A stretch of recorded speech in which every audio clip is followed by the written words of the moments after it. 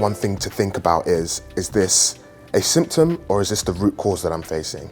Now, more often than not, if you're working in a really fast-paced team, you're going to be approaching and encountering a lot of symptoms to problems. That's what your first thing is going to be. And that's more often than not going to be the symptom. In a fast-paced team, you're always going to try and solve for that symptom.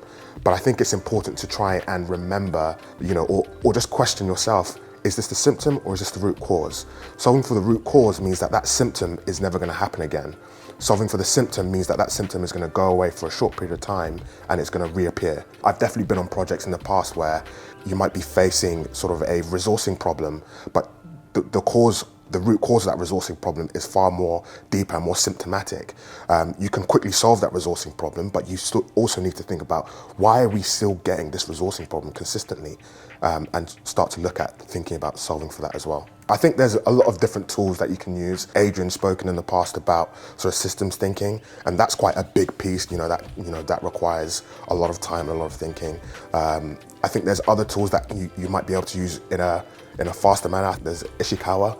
It's a diagram that you could quickly draw up that will allow you to think about all the pertinent areas to your project, program, department, company, and think about the symptom that you're facing and start thinking about what could be causing that within this part, whether that's resourcing, whether that's processes, whether that's finance. When you're dealing with sort of root causes or problems within the project, it's definitely important to make sure you get the right sponsorship and senior stakeholders that are also invested in the success of that engagement, and sort of bring them in the solving of those problems. Now, sometimes those root causes might be in your remit as a program manager, as a project manager, or as a change lead, but sometimes it might need further escalation, and I think it's definitely important to bring those people in. You can definitely draw some similarities to things that happen in businesses to stuff that happens in the human body, for example.